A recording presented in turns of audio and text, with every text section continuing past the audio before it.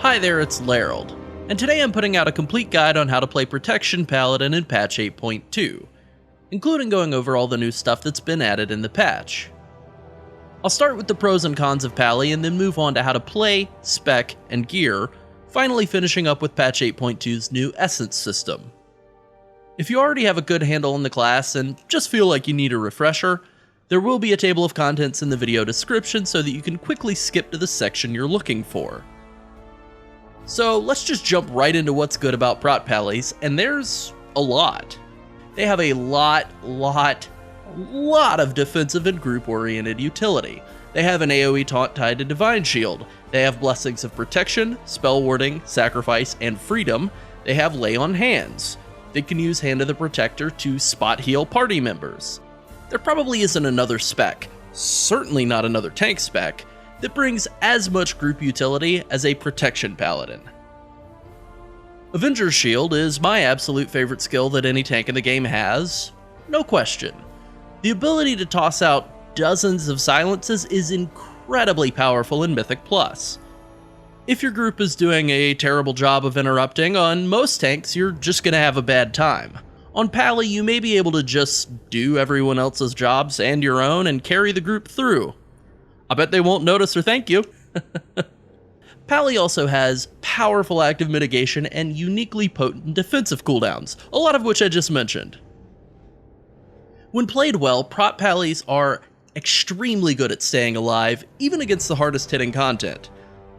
Since the introduction of the Mythic Plus system in Legion, Pallies have been consistently one of the best, if not just the best, tank for pushing extremely high level keys. Paladin also has a powerful self-heal in Light of the Protector that really rewards skillful management of your health pool. On top of all that, they're arguably the best tank at dealing single target damage. Warriors and Pallies have been pretty competitive in single target for the last several months in Raid, and Warriors just got a small nerf with the patch while Pallies stayed the same.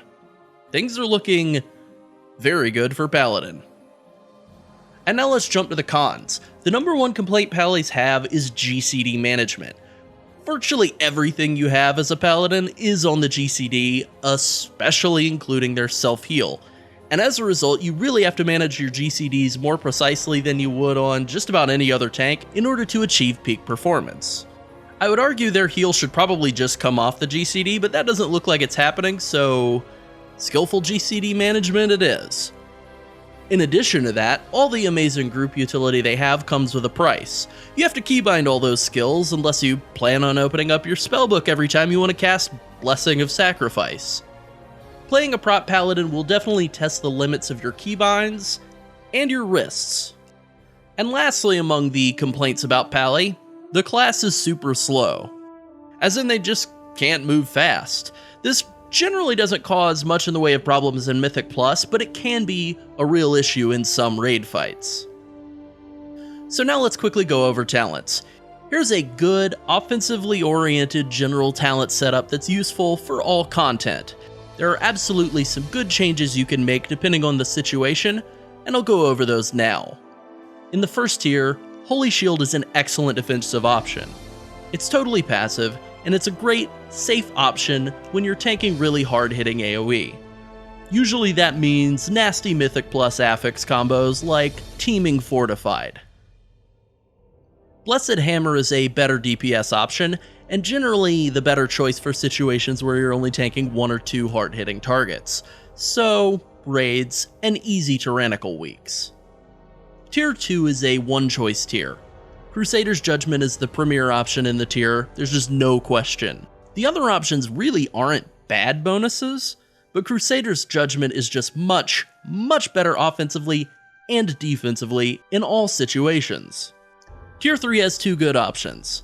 I prefer Blinding Light since it's an AoE CC that you can use as an AoE interrupt in a pinch, but it'll generally get broken immediately by your party members unless you're playing with nothing but Ret Pallies, so it's not really mandatory.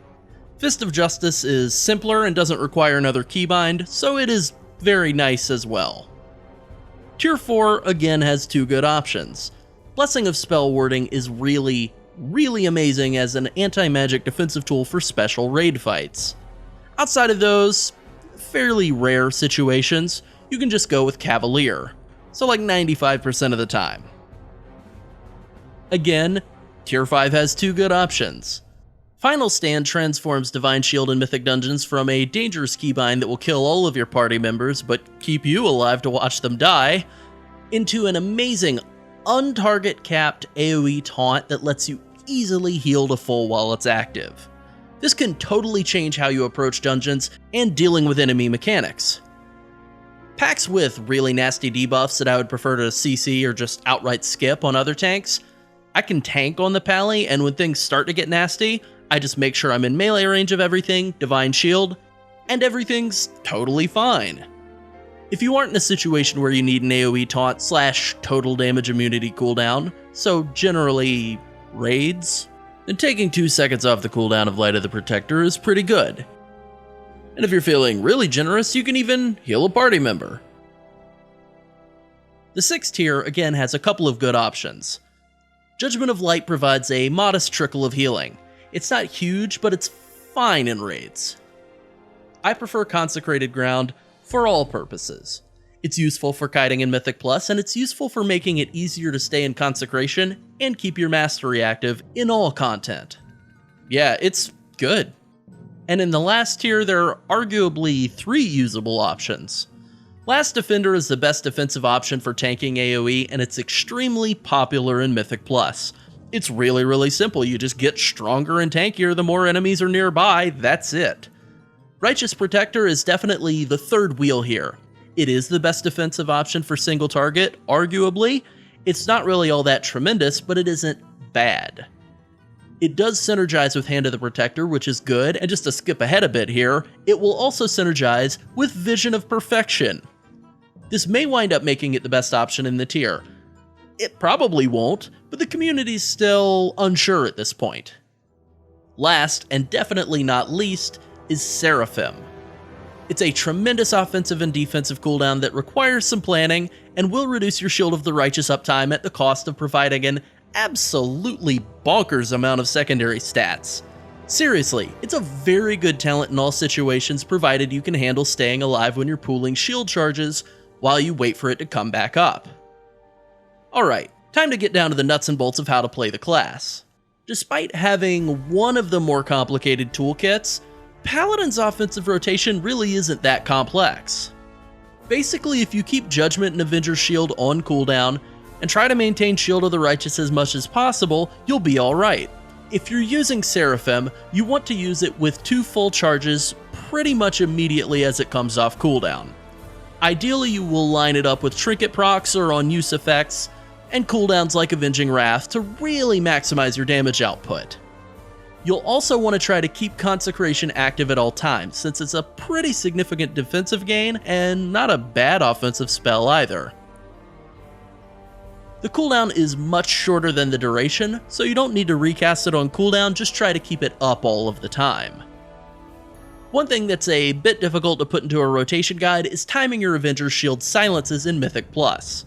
Sometimes it can be worth doing your rotation suboptimally for a few globals in order to have Avenger's Shield ready to interrupt a crucial cast when your normal interrupt is on cooldown. This can be a pretty powerful move, but you generally shouldn't sit on your Avenger's Shield hoping to get something to interrupt. Just let them fly. Light of the Protector is the prop pally heal, and it gains increased healing based on how much health you're missing. This doesn't mean you should let yourself get all the way down to 1% health before casting it, but it does mean that you can let your health dip a little bit before casting. The cooldown on it is way too long for you to really try to keep your health topped off all the time anyways. In terms of cooldowns, Pally has a very nice kit. Avenging Wrath is a simple, powerful increase to your DPS, and you'll want to try to fit as much damage into the time it's active as you possibly can. Of the normal defensive cooldowns, Ardent Defender is a fairly small damage reduction cooldown with a built-in cheat death effect. It's very nice. Guardian of Ancient Kings is the strongest shield wall effect in the game, and it has a really long cooldown to compensate for just how good it is. So now let's get on to the weird cooldowns, of which there are a few. Blessing of Protection will set the target's threat to 0 so you can use it to get mobs off of other players. I did that in the Mythic Plus earlier today. You can also use it on yourself if you feel like killing your group. It removes a lot of physical debuffs in Mythic Plus, including bleeds and necrotic stacks. In raids, most tank debuffs cannot be removed with Bop. Blessing of Sacrifice is a cooldown you can use on other players, usually just your off tank in raids. I guess it can be good on a party member who's getting wrecked in Mythic Plus though. Finally, Divine Shield, when coupled with Final Stand, is basically the greatest defensive cooldown ever. You literally can't die or lose threat while it's active. Without Final Stand, you can still Divine Shield and taunt for 3 seconds, so that's something. My last bit of advice here is that I highly recommend making a Cancel Aura macro that removes both Blessing of Protection and Divine Shield. Put it somewhere that it's not easy to miss hit.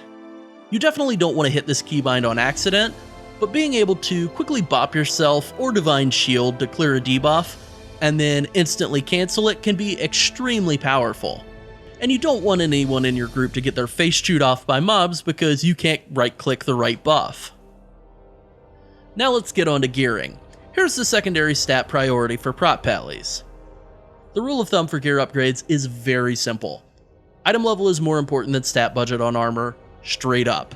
If an item's a 5 item level upgrade, it's probably worth wearing even if the secondary stats are considerably worse. If you want to be sure, using the Simulation Craft add-on and raidbots.com is extremely helpful, and I can't recommend that highly enough. This will only help you nail down what maximizes your DPS, but that's okay. In general, going for the highest total item level is what will maximize your defenses in this expansion. The only clear exception to all of this are rings and trinkets. Trinkets are obviously very different pieces of gear that need to be evaluated on a case-by-case basis. Because rings don't have strength or armor, you should just generally try to wear rings that give you as much haste on them as possible. Just try not to give up a lot of item level while doing that.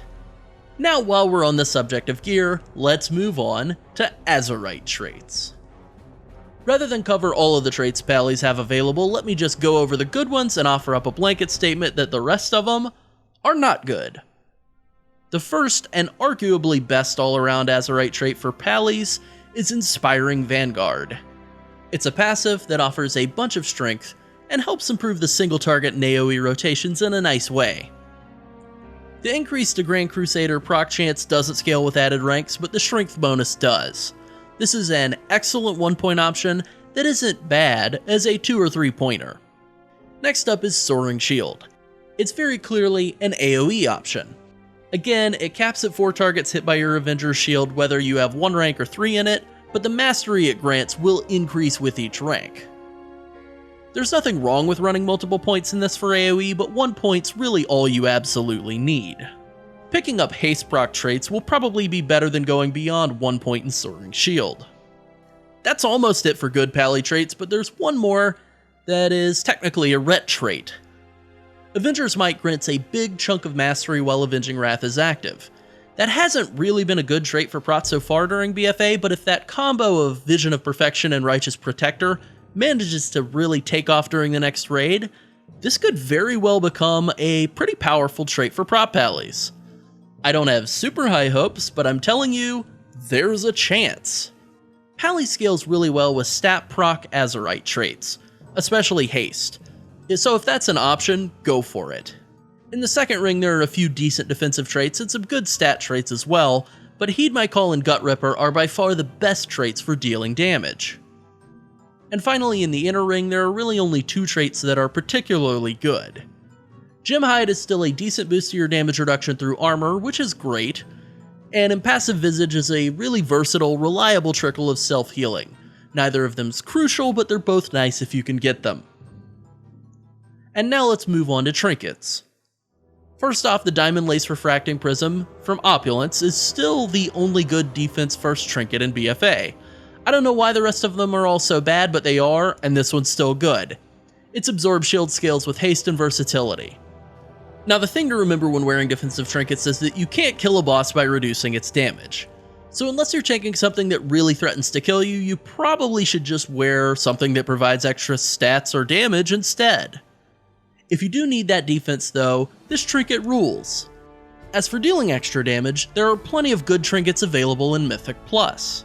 The best trinkets from Mythic Plus are Razan's Gleaming Eye from Ataldazar, Vial of Animated Blood from the Underrot, and Gore-Crusted Butcher's Block from Wakerest Manor.